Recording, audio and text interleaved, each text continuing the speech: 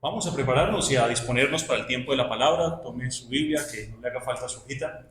Vamos a estar viendo un precioso tema en el día de hoy. Y le pido el favor entonces que esté muy concentrado y muy dispuesto a buscar los versículos y con toda la atención puesta para la gloria del Señor. Cerremos los ojos entonces y orémosle a nuestro Señor para iniciar. Cerremos los ojos. Bendito Dios, amado Padre, gracias Señor por la bendición de esta oportunidad que nos das, de esta semana, Señor, que inicia, y el privilegio, Dios, de contar con tu presencia, permitirnos como hermanos gozar de tu presencia, gozar de tu buen amparo, Señor, de todo lo que cantamos, de la esperanza tuya, Señor, y poderlo hacer en familia como hermanos. Doy muchas gracias por la vida de cada uno de mis hermanos que estamos acá reunidos y con la disposición, Señor, con el deseo de escuchar en tu palabra y ver en tu palabra esa esperanza eterna que tenemos, Señor, en ti. Pedimos que este mensaje toque nuestros corazones y nos llame a la acción, a vivir como tú quieres que lo hagamos, como hijos e hijas tuyos, para tu gloria y para tu honra. Te lo pedimos y lo encomendamos todo en tus manos, en el nombre de nuestro Señor Jesús. Amén y amén. Amén, amén, mis hermanos. Muy bien, el día de hoy vamos a estar viendo un tema muy, muy importante, muy, muy interesante y también muy, muy profundo, también muy, muy misterioso. Hoy vamos a estar hablando de un tema, y mejor dicho, de una de las realidades más inaludibles e importantes de la vida misma. Una realidad que todos vivimos, o mejor dicho, todos viviremos, y una realidad que no distingue ni a hombre, ni a mujer, ni a cristiano, ni a no creyente. No importan nuestras creencias, no importa nuestras edades, no importa nuestro país de origen, no importa nuestra cultura, no importa nada para esta realidad, y es la realidad de la muerte. La muerte. Una vez mi hermano, mi hermana ha estado pensando en la muerte. ¿Qué es la muerte y qué me pasa a mí cuando muero? En la cultura moderna y hoy en día, pues vivimos en un mundo que intenta minimizar o ocultar precisamente la muerte. Que busca es vivir la buena vida acá, que no haya tanto problema o que gocemos la vida acá como estamos, y la muerte será algo secundario, y como muchas personas piensan que es el fin de todo, pues no pasa nada. Lo importante es disfrutar aquí la vida. Eso pensaría el mundo moderno que nos rodea. Pero nosotros como creyentes y la palabra misma nos advierte de esta preciosa realidad, y vamos a ver que es preciosa porque aunque es algo que duele, es algo que entró al mundo a causa del pecado de Adán y Eva, el inicio de todo, aún así vamos a ver que es una bendición para el creyente. Entonces vamos a hacer nuestra reflexión del día de hoy, hablar sobre la muerte. Y le invito, ¿alguna vez se ha puesto a pensar? ¿Cuándo moriré yo? ¿Moriré joven? ¿Moriré viejo? ¿Será este año? ¿Será el próximo? El cristiano debe estar pensando continuamente acerca de la muerte, pero lo vamos a ver pensando en qué, aparte de obviamente morir. Con ello en mente, entonces los invito a que estemos muy atentos, y antes de ver de nuestro pasaje principal del día de hoy, precisamente hablando de la realidad de la muerte, un pequeño estudio o resumen de qué significa la palabra muerte en toda la Biblia. La palabra muerte en la Biblia viene del griego original, la palabra thanatos. Thanatos, que significa literalmente separación. Separación. Y hay tres formas en que la Biblia dice de esa separación o de esa muerte. La primera es la muerte física, que todos experimentamos, que efectivamente el alma se separa del cuerpo, ocurre una separación. La segunda es la muerte espiritual, en la que estábamos nosotros antes de Cristo y en la que está el mundo entero sin Cristo, en la que hay una separación de Dios. ¿Sí? Nosotros estábamos muertos en nuestros delitos y pecados, dice la palabra en Efesios. Y la tercera, el tercer uso, es la muerte eterna, es la condenación, la separación definitiva con Dios, la separación en la que ya no hay esperanza o vuelta atrás. Entonces, en esos tres sentidos es que se trabaja la palabra muerte, y es por eso que ese término es como tan amplio en la Biblia. Hoy nos vamos a estar centrando en la primera definición, en la separación, la thanatos, del alma y el cuerpo, aunque también vamos a estar viendo las otras dos, en especial la separación eterna. Es bien interesante. Entonces, ya sabemos qué significa la muerte, separación. Con eso lo invito a que cada vez que mencione esa palabra muerte, que lo leamos en los versículos, pues tenga eso en mente, separación. Con ello en mente, ahora sí, mis hermanos, les pido a que tome su Biblia y me acompañen, por favor, al Evangelio de Lucas. Al Evangelio de Lucas, vamos al capítulo 16 y a leer de los versículos del 19 al 31. Un pasaje muy, muy especial, muy, muy profundo. Y lo invito a que lo tenga, porque es muy importante que lo tenga en su Biblia y pueda leer los versículos que rodean ese pasaje. Lucas 16, capítulo 16, versículos del 19 al 31. En algunas Biblias, como la Reina Valera, está un título que nos introduce a nuestros personajes: el rico y Lázaro. Dos personajes cruciales en esta porción. Si ya lo tiene ahí, vamos a leerlo juntos. Dice el versículo 19, empieza esta historia. Había un hombre rico que se vestía de púrpura y de lino fino, y hacía cada día banquete con esplendidez. Había también un mendigo llamado Lázaro, que estaba echado a la puerta de aquel, lleno de llagas. Versículo 21. Y ansiaba saciarse de las migajas que caían de la mesa del rico, y aún los perros venían y le lamían las llagas. Aconteció, dice el versículo 22, que murió el mendigo y fue llevado por los ángeles al seno de Abraham.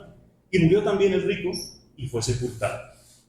Y en el Hades el rico alzó sus ojos, estando en tormentos, y vio de lejos a Abraham y a Lázaro en su seno. Entonces él, dando voces, dijo: Padre Abraham, ten misericordia de mí, y envía a Lázaro para que moje la punta de su dedo en agua y refresque mi lengua, porque estoy atormentado en esta llama. Pero Abraham le dijo: Hijo, acuérdate que recibiste tus bienes en tu vida, y Lázaro también males, pero ahora éste es consolado aquí y tú atormentado. Versículo 26. Además de todo esto, una gran sima está puesta entre nosotros y vosotros, de manera que los que quisieren pasar de aquí a vosotros no pueden, ni de allá pasar acá.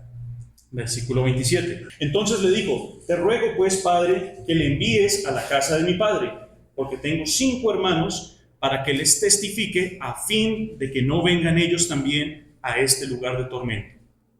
Y Abraham le dijo: A Moisés y a los profetas tienen, óiganlos. Versículo 30. Él entonces dijo: No, Padre Abraham, pero si alguno fuere a ellos entre los muertos, se arrepentirán. Mas Abraham le dijo: si no oyen a Moisés y a los profetas, tampoco se persuadirán de alguno que se levantare de entre los muertos. Amén. Amén, mis hermanos. Entonces, qué historia tan interesante, y con simplemente leerla, creo que ya despierta en nosotros una atención muy, muy importante. Entonces, esta va a ser nuestra porción principal, y con ello en mente, entonces lo invito a que tome su hojita y estemos muy atentos y me acompañen a ver 3 puntos en el mensaje del día de hoy, que tiene por título: la muerte y más allá. La muerte y más allá. La muerte, estamos hablando de eso, pero la muerte para el cristiano no es lo último, sino que hay un más allá. Vamos a ver cuál es ese más allá. Tenemos una idea principal que también resume lo que vamos a estar hablando y que, en cierto modo, complementa el mensaje y nos llama a la reflexión. Leámosla juntos. Dice nuestra idea principal: la muerte es una realidad que no debe atemorizar al creyente, sino que nos debe motivar a esperarla y entenderla como el medio que Dios usa para otorgarnos entrada a nuestro hogar eterno. Eso es. Y lo vamos a estar viendo con todo este mensaje. Entonces, aunque el mundo hoy en día le tiene miedo a la muerte, y en cierto modo todos, ¿no? Creo que podemos hacernos los duros y decir: no, yo no le tengo miedo a la muerte, estoy listo para morir. Pero siempre hay un dolor por la muerte, o tal vez no me preocupa tanto mi muerte, pero sí la muerte de un familiar, de alguien cercano. Eso tal vez me duela más que mi propia muerte. Entonces siempre ha existido, y es normal porque es a causa del pecado, un dolor intrínseco que no se puede evitar, una angustia por la propia muerte. El Señor Jesús, el mismo Señor Jesús, experimentó angustia cuando la hora de su muerte estaba cerca, a punto de sudar gotas de sangre. Y aunque el mundo trate la muerte como algo a evitar, como algo a no prestarle tanta atención, en contraste la Biblia nos hablará de la muerte con una claridad sorprendente y más allá de verla como algo malo, vamos a ver cómo Dios la usa para convertirse en una bendición. Por eso es que la parábola del hombre rico y de Lázaro nos ofrece esta ventana a ver este más allá, a ver esta poderosa y solemne realidad de la muerte, pero también entenderlo a través de lo que la Biblia quiere que nosotros pensemos acerca de la muerte. Antes de empezar con nuestros puntos, algo interesante de esta parábola o de esta porción de la Biblia. Es un pasaje, yo lo diría, único en su especie. ¿Por qué? Porque es la única ocasión en toda la Biblia que se ve una conversación producida dentro del infierno. Si yo pregunto, ¿hay porciones en la Biblia donde se nos habla desde el cielo? Pues sí, las hay, ¿no? Está el libro de Apocalipsis, que está el apóstol Juan, está Dios, los ángeles y todo lo que ocurre, lo hablan desde el cielo. Los profetas, la visión de Isaías, de Ezequiel, todo eso ocurre en el cielo.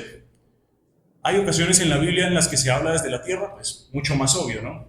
Personajes aquí en la tierra que vivieron y estuvieron acá y hablaron desde la tierra. Pero desde el infierno, mis hermanos, es la única ocasión en toda la Biblia, este pasaje de Lucas 16, estos versículos 19 al 31, que se habla desde el infierno, una conversación desde el infierno y un detalle, diría yo, bastante extenso. Entonces, qué interesante. Otra característica de esta porción: ha existido un pequeño debate de los teólogos de cómo interpretar esta porción. Por un lado, si como una historia real que el Señor está trayendo para llamar la atención de los que le rodeaban, ya vamos a ver quiénes eran, o una simple parábola. Entonces, algunos dicen, no, es una historia real porque menciona un personaje específico, es Lázaro y un rico, es una historia real. Otros dicen, no, es una parábola porque el Señor Jesús le hablaba en parábolas y demás. Entonces no nos vamos a detener tanto en ese debate porque en cierto modo no lleva a ningún término, pero sí entender algo. Y es que el Señor Jesús específicamente hablaba en parábolas para expresar verdades espirituales. Esa es la prioridad, o ese es el objetivo de las parábolas del Señor Jesús. Las verdades espirituales.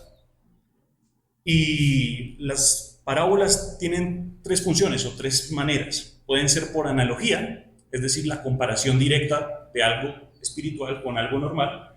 Por ejemplo, la parábola del grano de mostaza. Es el grano más pequeño, pero si se planta, crece un árbol grande y produce mucho fruto. Así es el reino de los cielos. Una comparación directa. También hay parábolas que son modelos, o sea, modelos a seguir. Por ejemplo, la parábola de la viuda y el juez injusto. No es una parábola de comparación directa porque entonces el Señor, nuestro Padre, sería el juez injusto. Eso no tiene sentido, eso no es verdad. Pero sí es una parábola modelo porque tenemos que imitar la actitud de la viuda, que pidió y pidió y pidió hasta que escucharon su caso. Nosotros debemos pedir en oración hasta que el Señor nos responda.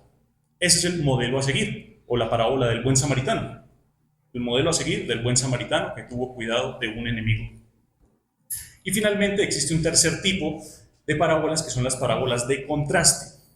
Son las parábolas que se encargan de mostrar por un lado lo bueno y compararlo con lo malo, o comparar lo malo con lo bueno.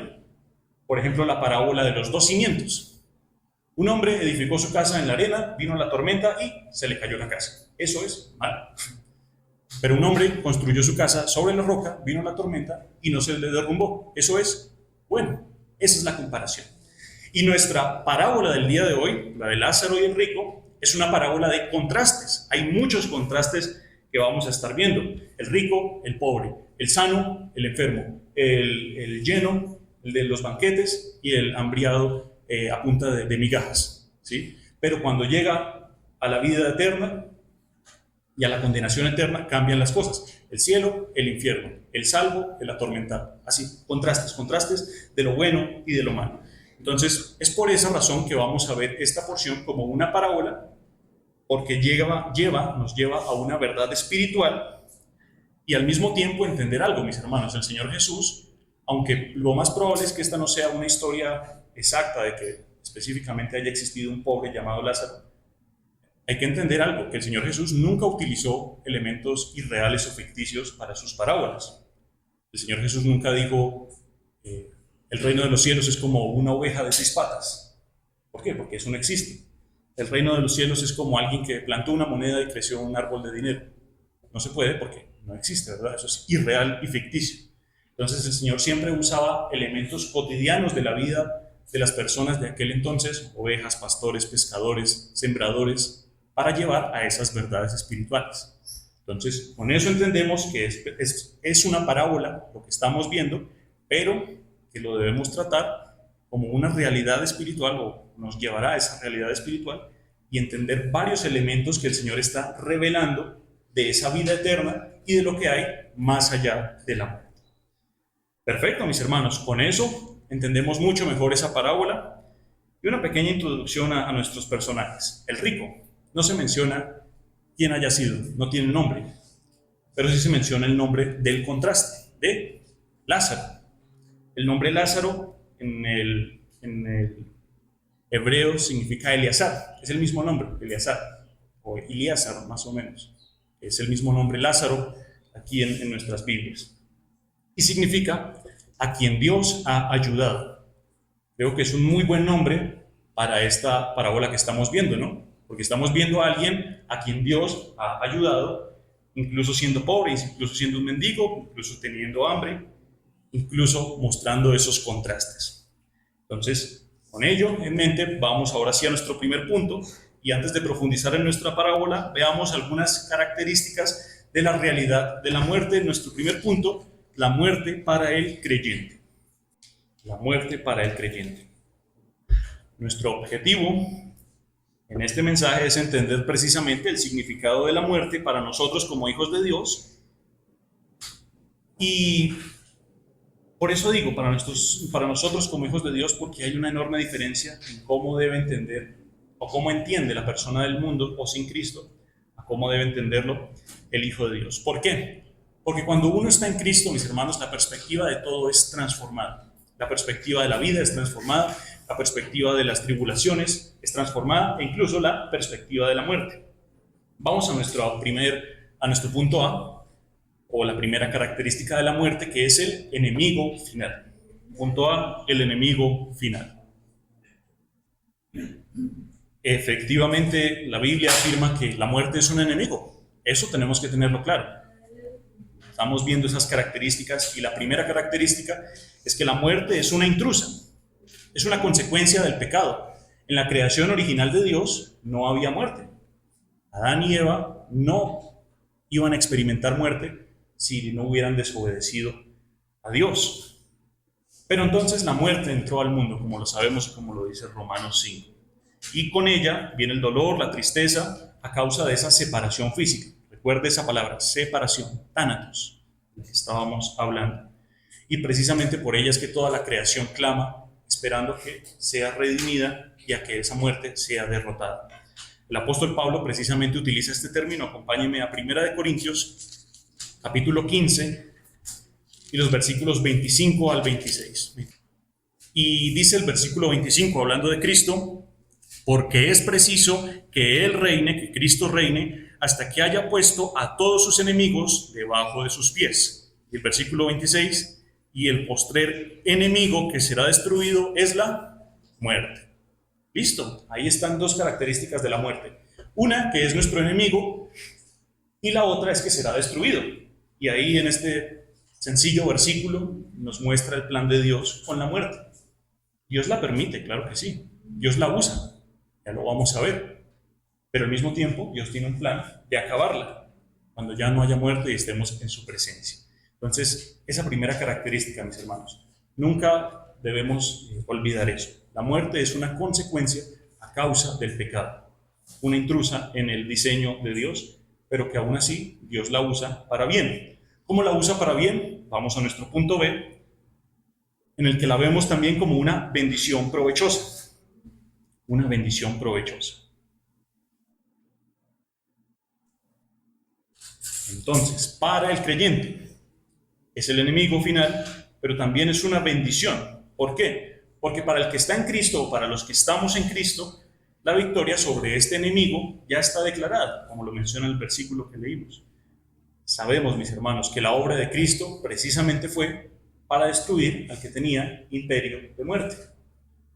para salvarnos, para darnos vida y vida en abundancia. Mis ovejas oyen mi voz y yo les doy vida eterna. Siempre hay un contraste en la muerte.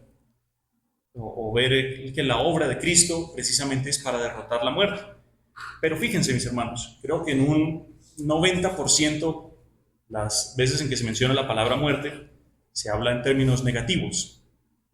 Pero hay un versículo que es muy conocido en el que lo vemos como algo positivo. Filipenses 1, 21 al 23. Filipenses 1, 21 al 23. Bueno, 21 y de ahí podemos saltar al 23. Dice el versículo 21, lo conocemos, porque para mí el vivir es Cristo y el morir es ¿qué? Ganancia. Lo conocemos. Saltemos al versículo 23. Porque de ambas cosas estoy puesto en estrecho, dice el apóstol Pablo, teniendo deseo de partir y estar con Cristo, lo cual es muchísimo mejor. Qué bonito pasaje, lo conocemos y es bueno grabarlo en nuestra mente. Entonces, de los pocos pasajes que hablan de la muerte como algo bueno para el creyente es este, de Filipenses 1:21. A mí el vivir es Cristo y el morir es ganancia, es una bendición, es algo bueno. Yo salgo ganando en ese trato cuando muero. ¿Y por qué? Porque estaré con Cristo, lo cual es muchísimo mejor, dice el apóstol Pablo. Entonces, este punto 1 también es una especie de introducción para que entendamos la muerte que estamos a punto de ver en ambos personajes de nuestra parábola. Ambos murieron, pero la muerte significó algo completamente distinto para cada uno de ellos. Entonces, otra característica extra que tiene la muerte, y la vamos a ver en nuestro punto 2, es la muerte divisoria. La muerte divisoria. El punto 2, y leamos nuestra idea principal para recordarla. Dice, la muerte es una realidad que no debe atemorizar al creyente, sino que nos debe motivar a esperarla y entenderla como el medio que Dios usa para otorgarnos entrada a nuestro hogar eterno. Amén.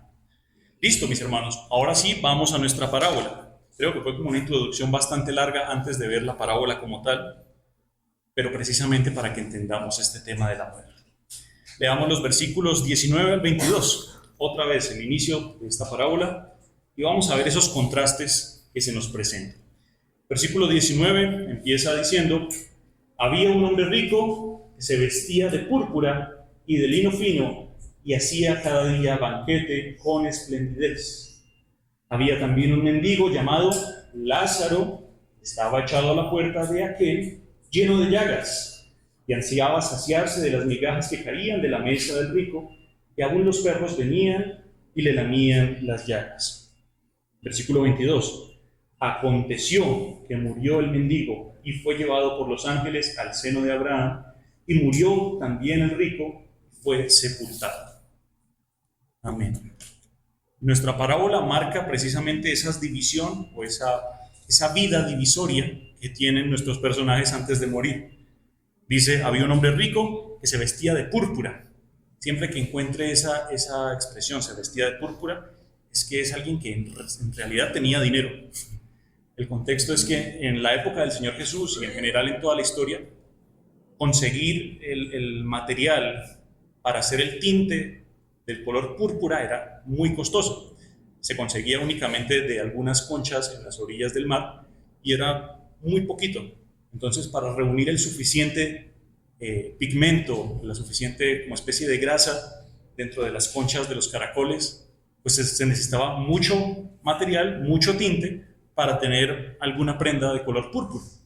Entonces, el que tuviera algo de color púrpura, una túnica, un cinturón, cualquier cosa, era alguien que tenía bastante dinero y podía costearse esos tintes para esas prendas. Entonces, este rico no era alguien que tal vez estaba bien económicamente, era alguien que en realidad tenía dinero.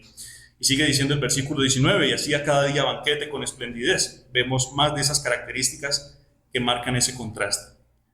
Versículo 20, introducen a nuestro otro personaje.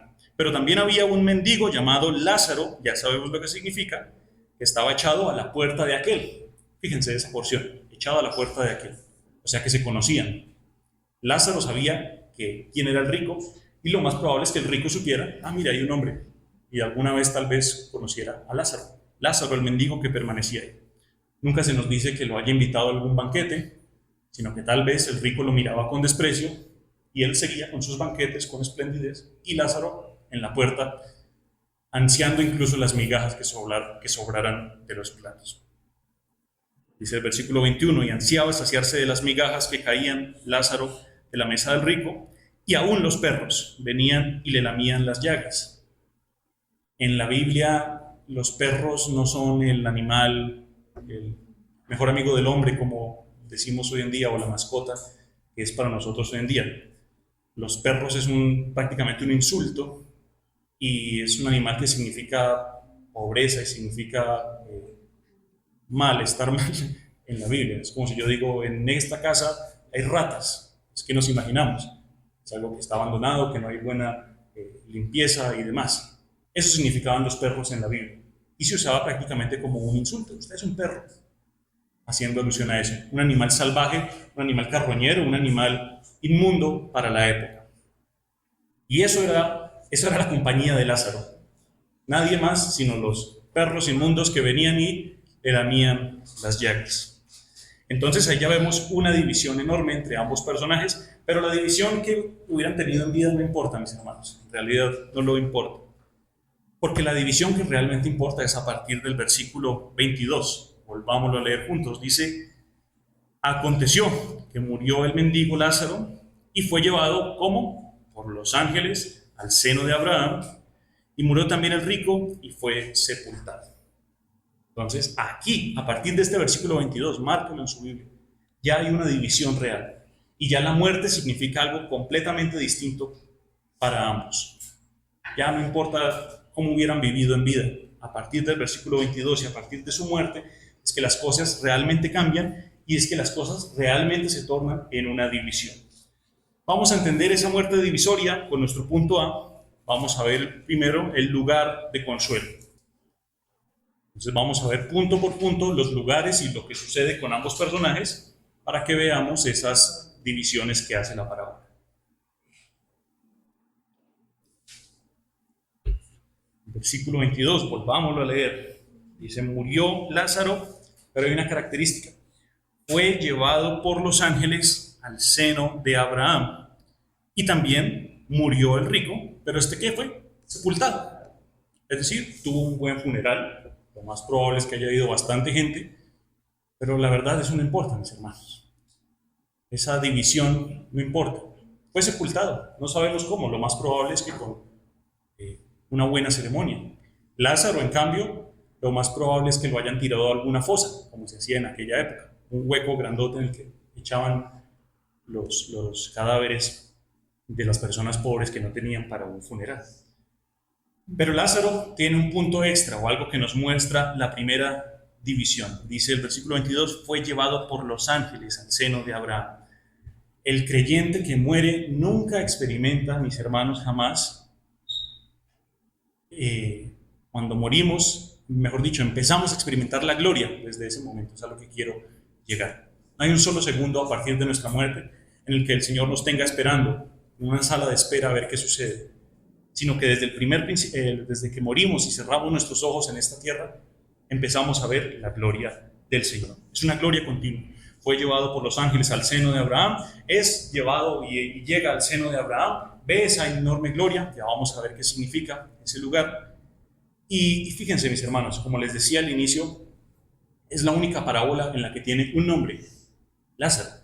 ¿Por qué menciona eso la parábola? ¿Por qué el Señor se preocupa en darle un nombre? Vamos al Evangelio de Juan, capítulo 10:3, un pequeño versículo que nos ayuda a entender. Juan, capítulo 10, y versículo 3, hablando del Señor Jesús como el buen pastor, el pastor verdadero, dice, al pastor, abre el portero y las ovejas oyen su voz y a sus ovejas llama, ¿cómo? Por nombre y las saca. Entonces, es de mucho significado que esta parábola se refiera a ese Hijo de Dios como Lázaro. ¿Por qué? Porque el Señor conoce nuestros nombres y siempre nos trata por nombre. Para que cuando tú o yo, mi hermano, muramos, No vamos a ser un extraño que llegó a la presencia del Señor. Vamos a ser Santiago, el Hijo de Dios, tu nombre, el Hijo, la hija de Dios, que murió y llegó a la presencia de Dios. Por nombre, porque el Señor nos conoce por nombre. Y es llevado Lázaro al seno de Abraham.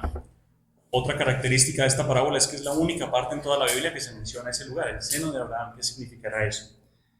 Primero, cosas que no significan. Algunos lo utilizan para decir que en la Iglesia Católica es un versículo que utilizan para refutar o sustentar la idea del purgatorio, que no existe, un estado intermedio en el que se decide finalmente el destino eterno de la persona, o el que van los niños sin bautizar. No tiene sustento bíblico eso. Entonces, eso no es el seno de Abraham. Otra cosa que dicen del seno de Abraham es que era un lugar al que iban los santos del Antiguo Testamento antes de que Cristo muriera. Tampoco tiene sustento y no tiene sentido, porque el Señor Jesús siempre, o mejor dicho, la palabra siempre habla de estar con Dios cuando morimos. Como el Señor Jesús le dijo al ladrón al lado de la crucifixión: hoy estarás conmigo, ¿dónde? En el paraíso. Hoy mismo, o sea que tan pronto cerramos nuestros ojos, llegamos al paraíso. Entonces el seno de Abraham es una figura o una expresión que utiliza el Señor Jesús para hablar del cielo. ¿Pero por qué habla del seno de Abraham? Para los judíos, el personaje Abraham es el padre de los judíos y es un personaje muy, muy importante. Con nuestros hermanos del curso del jueves estamos viendo su vida y examinándola, y es muy importante la vida de Abraham. Todo judío en la época del Señor Jesús quería ser como Abraham. Quería ser rico, porque eso significaba, entre comillas, bendición. Quería tener la presencia de Dios, así como Abraham tuvo la presencia de Dios y era amigo de Dios. Entonces Abraham era el modelo a seguir para los judíos. Y por eso es que el Señor Jesús utiliza esta expresión, el seno de Abraham. ¿Por qué? Porque a los judíos, o a los que le estaba diciendo esta parábola, eran a los fariseos. Personas que pensaban que por ser hijos de Abraham ya eran salvos, que por seguir la ley y por ser descendientes directos de Abraham ya éramos salvos, no había problema. Pero el Señor Jesús les dice: en el seno de Abraham no van a estar ninguno de ustedes. Con el personaje que ustedes más quieren de toda la Biblia no va a estar ninguno de ustedes fariseos hipócritas, sino que va a estar el pobre Lázaro. La pobreza era algo despreciado por los judíos. Ser pobre era que Dios no estaba con esa persona, estaba maldito, en pocas palabras. Entonces ofendía que un pobre, un enfermo, estuviera en el seno de Abraham. Y se utiliza esa palabra seno para hacer alusión a un banquete, ¿sí? En la época del Señor Jesús, o bueno, en la historia en general, un banquete lo daba el anfitrión, en especial los reyes, y la persona que estuviera a su lado, digamos que esta fuera la mesa, el rey está sentado aquí en la punta de la mesa, las personas que estuvieran aquí a su lado, las primeras, eran aquellas personas más cercanas al rey y que gozaban de esa intimidad, y se decía que estaban al seno del rey o al seno del anfitrión. Usted que me está viendo de allá para acá, pues la persona que estuviera acá prácticamente se ve como si estuviera en mi pecho, en mi seno. O sea, en el lugar de más privilegio, al lado del anfitrión, al lado del rey o al lado de Abraham, en el banquete celestial. Y ahí iba a estar Lázaro, en el seno de Abraham. ¿Lo entendemos, mis hermanos? Lo explico todo esto para que entendamos realmente esa analogía. ¿Por qué el Señor menciona a Abraham? ¿Por qué el Señor lo menciona en el seno a Lázaro, en ese banquete especial? Acompáñenme a Mateo 8, 11, 12. Es otro pasaje que refuerza lo que estamos viendo en esta oportunidad. Mateo capítulo 8 y versículos 11 y 12. Habla el Señor Jesús. Dice: y os digo que vendrán muchos del oriente y del occidente, y se sentarán ¿con quién? Con Abraham e Isaac y Jacob en el reino de los cielos. Y el versículo 12: mas a los hijos del reino o del mundo serán echados a las tinieblas afuera, allí será el lloro y el crujir de dientes. Ya hablamos ahorita más tarde de este versículo. Pero el versículo 11: vendrán de todas partes del mundo, de toda lengua y nación, y se sentarán con Abraham a la mesa del banquete celestial. Allí estaremos, tú y yo, mi hermano, mi hermana, al lado de Abraham y de los profetas y del salmista, el rey David y los apóstoles, disfrutando de ese banquete celestial. Y es muy interesante que se presenta a Abraham como un anfitrión, prácticamente, como el anfitrión de este banquete. Porque debemos recordar que Abraham es el padre de la fe, y Romanos 4 lo menciona como nuestro padre. Abraham tuvo fe y vino a ser padre de todos los que tienen fe. Es prácticamente lo que menciona la Biblia. Es nuestro padre. Bien, entendemos ese lugar de reposo. Vamos a entender otra cosa, mis hermanos. Punto B. Vamos a ver el reposo consciente y sin perturbación. El reposo consciente y sin perturbación. Ya leímos toda la parábola y recordamos la historia. No la vamos a volver a leer y permítanme hacerles unas preguntas y respóndanme sí o no. ¿El Señor Jesús habla en esta parábola? Sí, porque es el que la está contando, ¿verdad? ¿Abraham habla en esta parábola? Sí, porque Abraham es el anfitrión de ese banquete celestial. ¿El rico habla en esta parábola? Sí, ¿verdad? Está el rico diciendo que lo saquen por favor de ese lugar de tormento. Ahora yo pregunto, ¿quién es el único que no habla en toda la parábola? Lázaro, ¿verdad? Qué interesante eso, y es una perla preciosa que encontramos al leerlo y al mirar esta porción con detenimiento. O sea, Lázaro está consciente porque está disfrutando de la presencia de Abraham, de los ángeles y de tantas personas más, pero es un reposo, aparte de ser consciente, que no va a ser perturbado, mis hermanos. Algunos piensan, y es otro error con la muerte, que se le llama el sueño del alma. Eso es rayando a una herejía, que cuando morimos entonces entramos en un trance, en un sueño en el que no sabemos qué pasa hasta que el Señor regrese y resucite a los muertos, y ahí sí recuperamos la conciencia. No, la palabra nos menciona que desde que morimos estamos conscientes hasta esperar el regreso de Cristo y los cielos nuevos y la tierra nueva. Entonces, a Lázaro está consciente, pero no está perturbado. Y esto es muy interesante, mis hermanos, porque Abraham habla, el rico habla, pero Lázaro no habla. Y fíjese, ¿por qué a Lázaro no habla? En pocas palabras, porque a Lázaro no le importa lo que está sucediendo. Interesante, ¿no? El rico está desesperado y está gritándole a voces: Abraham, Abraham, sáqueme de aquí, por favor, me estoy quemando, mande a Lázaro a que moje la punta del dedo en agua y con una sola gotica me refresque la lengua.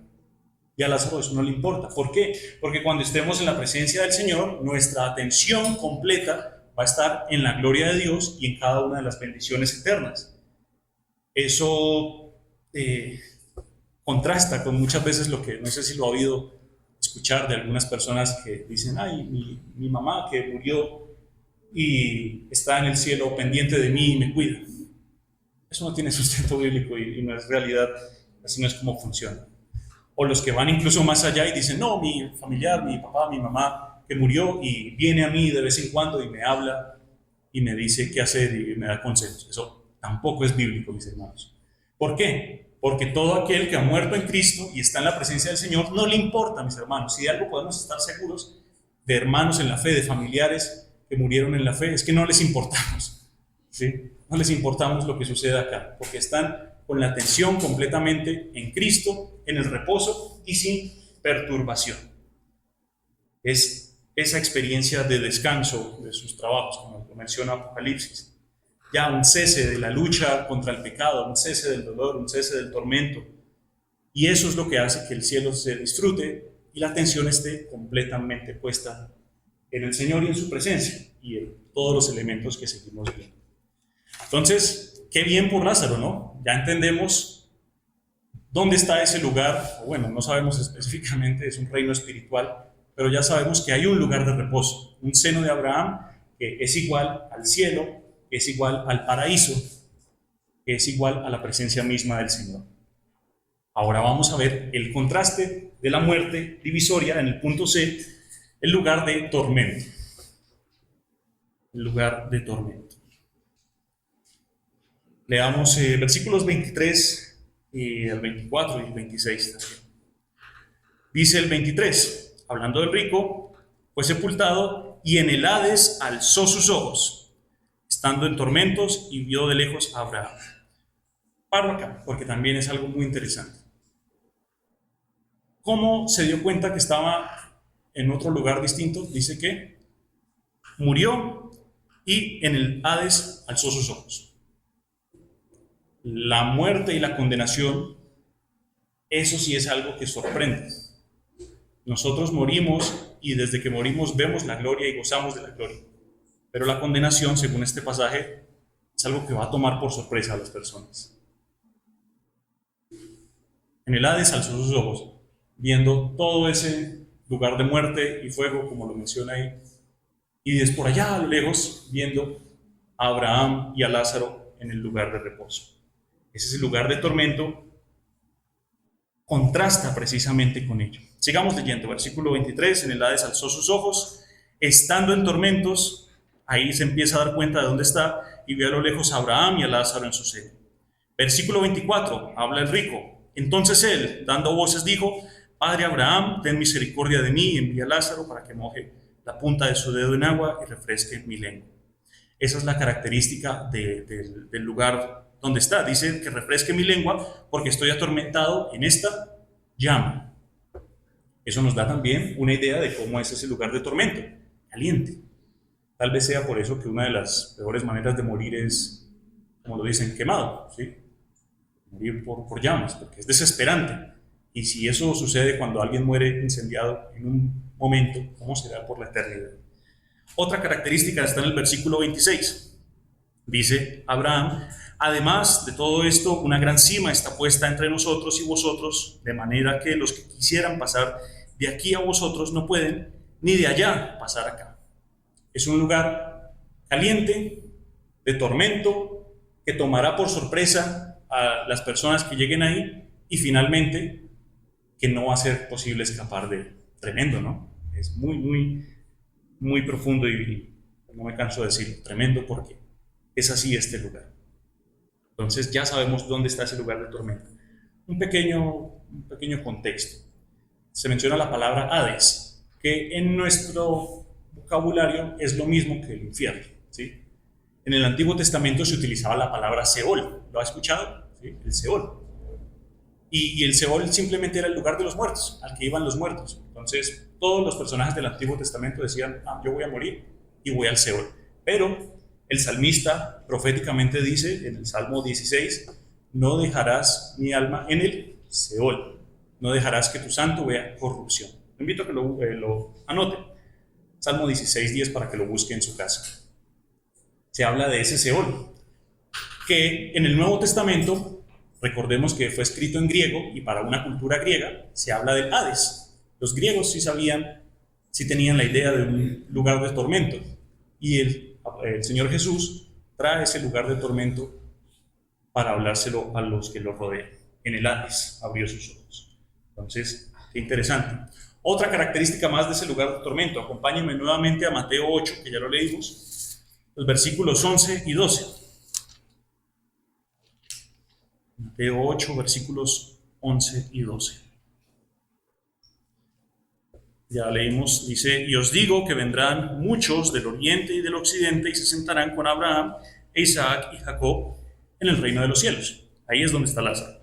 Pero el versículo 12: mas los hijos del reino serán echados a las tinieblas de afuera, allí será el lloro y el crujir de dientes. Dos cosas. Esa expresión se repite varias veces en la Biblia, ¿no? La he visto. El lloro y el crujir de dientes. ¿Por qué lo hace? Y es por la siguiente razón, mis hermanos. En el infierno van a haber dos tipos de personas. El primero son los llorones. Personas que, como el rico, que es un llorón, en nuestra historia de hoy, los toma por sorpresa. Personas que sufren el lamento, están tristes en extremo, y de sus ojos brotan lágrimas, si es posible, con el enorme pesar. ¿Por qué? ¿Por qué, Padre Abraham? ¿Por qué estoy aquí? Por favor, sácame de aquí, por favor. Eso es un clamor prácticamente de desesperación. Ese es el lloro. Pero también va a haber otro tipo de personas, y son los crujidores de dientes. ¿Qué quiere decir eso? Aparte de personas llorando, va a haber otro tipo de personas que van a estar enojadísimas. El crujir de dientes tiene la idea de alguien que rechina los dientes de la enorme ira que tiene. Va a ser el crujir de dientes donde las personas van a decir: ¿cómo Dios se atreve a meterme en este lugar? ¿Cómo Dios fue capaz de mandarme así? Y van a estar enojadas. Tremendo, ¿no? Y ahí será el lloro, por un lado, y será el crujir de dientes de la ira tan tenaz que van a experimentar esas personas sin posibilidad de escapar de ella. Sigo diciéndolo, tremendo. los crujidores y los llorones. Pero aparte del lugar de tormento, punto D, vamos a hablar del dolor consciente y con memoria. Dolor consciente con memoria. En nuestra parábola leamos por favor el versículo 25. Ya sabemos que el rico está en ese lugar de tormento y le pide a Abraham que mande a Lázaro para que por favor le calme en algo, en una gotica de agua, le calme el calor en su lengua. Y el versículo 25, Abraham le responde, pero Abraham le dijo: hijo, acuérdate que recibiste tus bienes en tu vida y Lázaro también males, pero ahora este es consolado aquí y tú atormentado. La primera parte del versículo, ¿qué le pide a Abraham que haga el rico? Hijo, acuérdate. Eso también nos dice mucho de las capacidades que tendrán las personas en ese lugar de tormento. Tendrán la capacidad de recordar, de traer a memoria lo que los trajo precisamente a ese lugar de tormento. Abraham le dice al rico: hijo, recuerda. Y si nos fijamos, Abraham no le dice: hijo, acuérdate que tú mataste a esta persona. Hijo, acuérdate que tú fuiste una mala persona y hiciste esto o aquello. Hijo, acuérdate que tú nunca fuiste a la iglesia y por eso estás aquí en el infierno. No, Abraham no le dice nada de eso, que esperamos que sea algo malo, ¿no? Abraham le dice: hijo, acuérdate que en vida recibiste tus bienes. Obviamente este pasaje no quiere decir que la riqueza sea mala en sí, que sea pecado, sino que más bien podemos concluir que la riqueza fue lo que lo llevó al rico al Hades. O mejor dicho, haciéndonos la pregunta: ¿qué hizo con lo que le fue dado? Por gracia de Dios, ese rico tuvo riquezas en vida, pero ¿qué hizo con ellas? Se confió en ellas, puso su esperanza en ellas, amó a las riquezas y puso su dependencia en ellas. Y es por eso que Abraham le dice: recuerda, ¿qué hiciste con esa riqueza que Dios te dio? Y no quiere decir que todos los ricos irán al infierno, pero el Señor precisamente usa esta figura del rico para contrastar con los fariseos que les rodean. Leámoslo. Vamos a Lucas, ahí en el mismo capítulo 16, los versículos 14 y 15, antes de que el Señor empiece a contar la parábola. Habla de los fariseos y dice el versículo 14: y oían también todas estas cosas los fariseos, que eran como avaros, y que hacían, se burlaban del Señor Jesús, se burlaban de él. Versículo 15, entonces les dice Jesús: vosotros sois los que os justificáis a vosotros mismos delante de los hombres, mas Dios conoce vuestros corazones, porque lo que los hombres tienen por sublime delante de Dios es abominación. Los judíos tenían por sublime y por bendición el ser rico. No, si tú eres rico es que Dios está a tu lado, que Dios te sostiene, que Dios estás en buenos términos con Dios, estás de buenas con Dios. Y el Señor le dice: no, para lo que ustedes es sublime la riqueza o cualquier otra cosa, para Dios es abominación. Por eso es que este rico está aquí. Y también, acompáñenme por favor a Mateo 3, capítulo 3 y versículos 8 y 10. 8 al 10. Dice, este es Juan el Bautista: haced pues frutos dignos de arrepentimiento. Versículo 9. Y no penséis decir adentro de vosotros mismos: a Abraham, ¿qué? Tenemos por padre. Porque yo os digo que Dios puede levantar hijos a Abraham aún de estas piedras. Y ya también el hacha está puesta a la raíz de los árboles, por tanto todo árbol que no da buen fruto es cortado y es echado el fuego. Trayéndolo a nuestra parábola, lo que hace Abraham en el seno de Abraham, el cielo, es decir: rico, acuérdate de lo que recibiste riqueza y te confiaste en esa riqueza. Lázaro recibió males y por eso está aquí. No significa que todos los enfermos vayan al cielo, porque hay enfermos que también se condenarán. Pero ¿qué hizo Lázaro con la enfermedad? Pues no lo sabemos, pero podemos concluir que incluso en medio de la enfermedad confió y tuvo fe en Dios, porque es la única manera de entrar a ese seno de Abraham. Ya lo vamos a ver más adelante. Entonces, interesante, haga memoria, le pide Abraham al rico. Y eso llama mucho la atención. No hay escapatoria. Estamos hablando de la muerte, mis hermanos. Y es bueno conocer acerca de este lugar de tormento, porque estamos estudiando la palabra y es bueno conocer esos mitos y verdades acerca del infierno, así como mitos y verdades acerca del cielo. Pero en cierto modo no deberíamos prestarle tanto tiempo, tanta atención a este lugar de tormento. ¿Por qué? Pues porque no vamos a ir allá. Porque si genuinamente somos hijos e hijas de Dios, nuestra esperanza no está en que vamos a ver un infierno.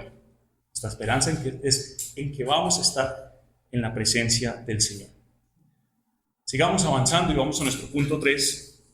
Vamos a ver la muerte y la suficiencia de la revelación divina. La muerte y la suficiencia de la revelación divina. Leamos nuestra idea principal por última vez. Leámosla juntos. Dice: la muerte es una realidad que no debe atemorizar al creyente, sino que nos debe motivar a esperarla y entenderla como ¿qué? El medio que Dios usa para otorgarnos entrada a nuestro hogar eterno. La muerte y la suficiencia de la revelación divina. Leamos en nuestra parábola los versículos 27 al 31. Ya el rico vio a Lázaro en el seno de Abraham. Ya el rico pidió que a Lázaro mojara su dedo en agua para calmar la sed.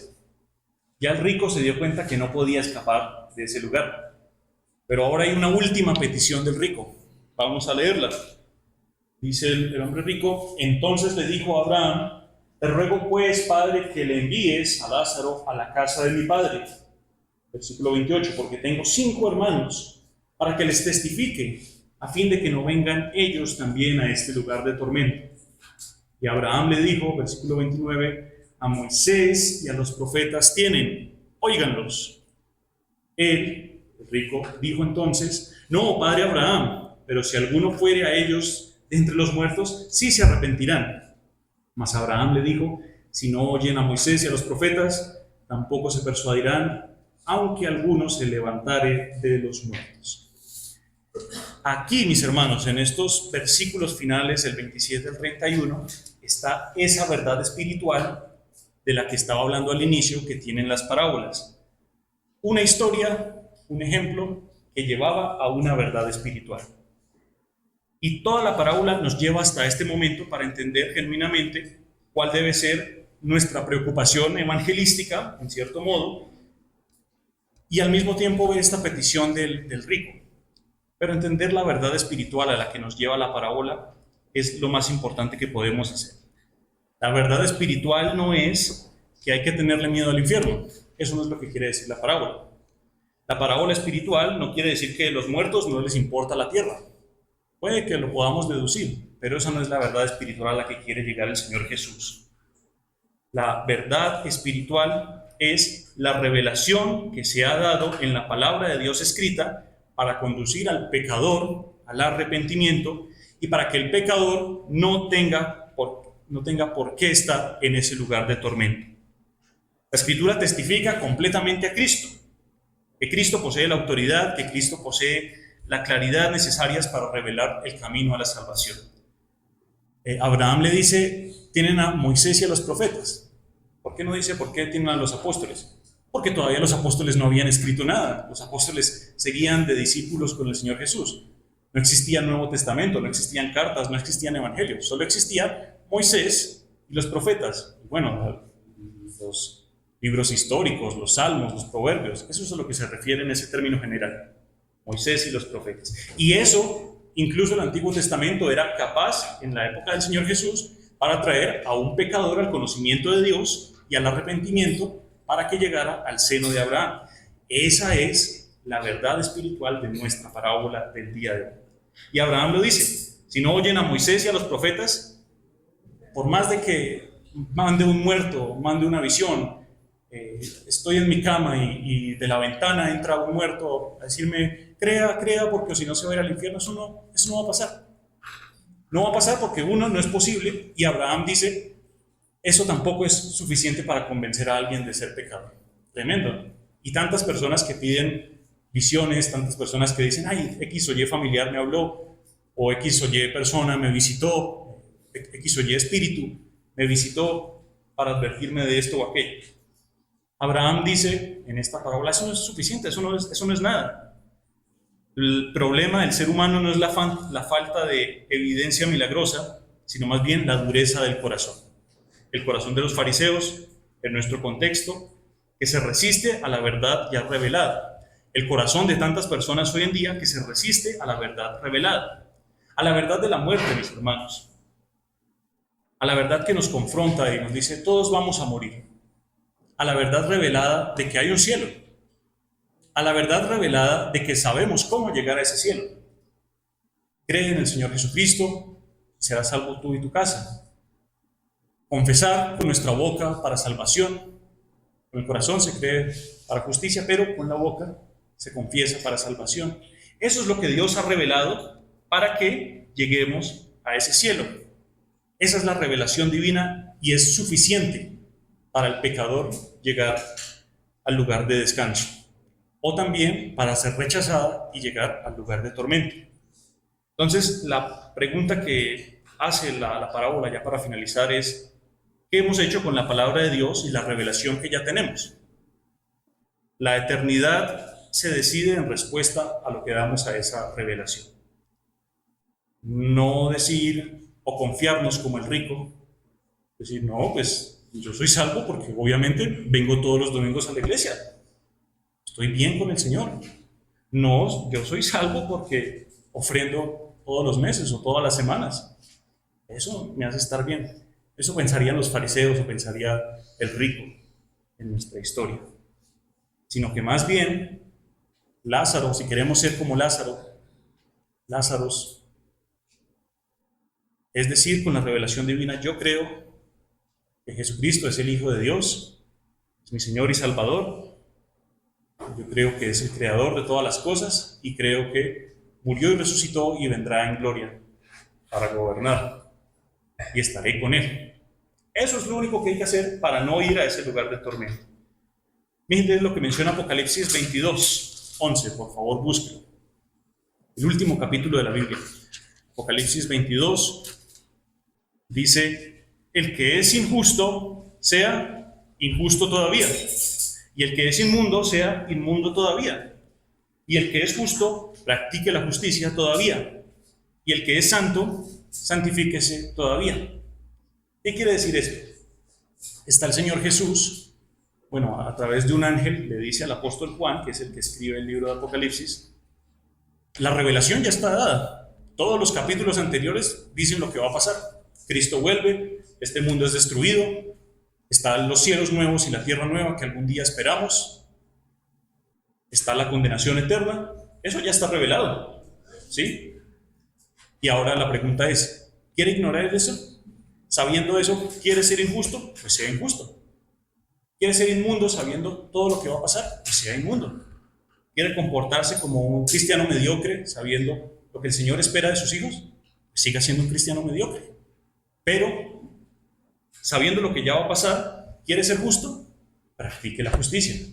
Sabiendo lo que va a pasar, que Cristo viene en gloria y va a llamarnos a cuentas a cada uno de nosotros después de nuestra muerte, ¿quiere ser santo? Santifíquese. Siga practicando la santidad y santifíquese todavía. Eso es lo que quiere decir ese versículo. Ya sabemos la información. ¿Qué vamos a hacer con ello? Y para meditar, mis hermanos, y para terminar, ¿qué estás haciendo con ello? ¿Qué estás haciendo con la revelación de Cristo? ¿Qué estás haciendo con la revelación de la muerte? ¿Qué vas a hacer? ¿Sigues teniéndole miedo a la muerte? ¿Sigues teniendo dudas de dónde pasarás la eternidad, sabiendo que ya está la revelación? ¿Sigues pensando que siendo un cristiano mediocre, con actitudes mundanas, eso es suficiente para el Señor, con lo que el Señor ya nos ha revelado? ¿Quieres ser inmundo todavía, como lo dice ese versículo de Apocalipsis? ¿Qué vas a hacer? Amén, yo no le tengo miedo a la muerte, pero no solo es no tenerle miedo a la muerte, es también no tener comunión con el pecado, es también no tener comunión con el mundo, es también que nuestro pensamiento y nuestra mente no se conformen a este siglo, como lo dice Romanos. ¿Qué vamos a hacer con ello? ¿Vamos a creer en Moisés, los profetas, el Nuevo Testamento? ¿O vamos a ignorarlos y pensar que podemos vivir bien ignorando la revelación del Señor y estar algún día en su presencia con sonrisas? Eso es una mentira. Y el que piensa así se engaña. Entonces, te invito, mi hermano, mi hermana, a que genuinamente pensemos así. Que la muerte, que es una bendición para nosotros, que es un enemigo que vamos a derrotar y el Señor va a derrotar, la anhelemos, la esperemos, claro que sí. Pero no solo sea cruzarnos de brazos y esperar a morirnos, sino que más bien esperemos la muerte trabajando continuamente en nuestra salvación con temor y temblor, trabajando en la santidad, en el amor al Señor, siendo Lázaros que incluso con enfermedades, con dificultades, con tragedias de la vida, confiamos en el Señor. Que seamos ese tipo de personas. ¿Por qué? Porque, como lo dice el Salmo 16:15, si lo podemos buscar para terminar, ¿por qué el Señor quiere que pensemos así de la muerte y vivamos con esa perspectiva? Dice el Salmo 116:15, estimada es a los ojos de Jehová la muerte de sus santos. ¿Quiénes somos santos? Los que vivimos en santidad. No dice estimada a los ojos del Señor es la muerte de los cristianos mediocres, porque eso no estima a los ojos del Señor. Pero cuando somos santos y nos esforzamos genuinamente por la santidad, es anhelada por el Señor. En pocas palabras, grábate esto, mi hermano y mi hermana. Dios quiere que te mueras. Dios quiere que mueras porque es el único medio que abre la puerta a nuestro hogar celestial y a su preciosa presencia. Dios estima la muerte, es valiosa, es preciosa para Dios. Obviamente eso nos llama a vivir como santos aquí en esta tierra. Y nos llama a vivir con la mirada puesta en Cristo en la eternidad y viendo la muerte para la gloria del Señor. Amén. Amén, mis hermanos. Pensemos bastante en eso y que sea nuestra oración en esta oportunidad. Cerremos los ojos. Nuestro bendito Dios y Santo Padre, gracias, Señor, por esta oportunidad que nos das y este tiempo para todo lo que hemos podido ver en esta parábola y en tu palabra, Señor, que nos llama genuinamente a estar confiados, pero no a ser confianzudos, que nos llama a estar alegres, pero nos llama también, Señor, a estar alertas. Gracias, Señor, por la muerte. Gracias, Señor, porque una intrusa en tu plan, la muerte que destruye y que trae tanta tristeza, tú la usas en tu poder para traernos bendición para nuestra vida. Ayúdanos, Señor, a ser creyentes que esperen genuinamente la muerte, sea cual sea la edad que tengamos, sea cual sea el lugar donde estemos. Ayúdanos a ver más allá de la muerte, Señor, ver ese lugar de reposo, donde algún día estaremos disfrutando a la mesa contigo, con los santos que nos han precedido en el Antiguo, en el Nuevo Testamento, en la historia de la Iglesia, Señor, gozarnos allá todos exaltando tu nombre.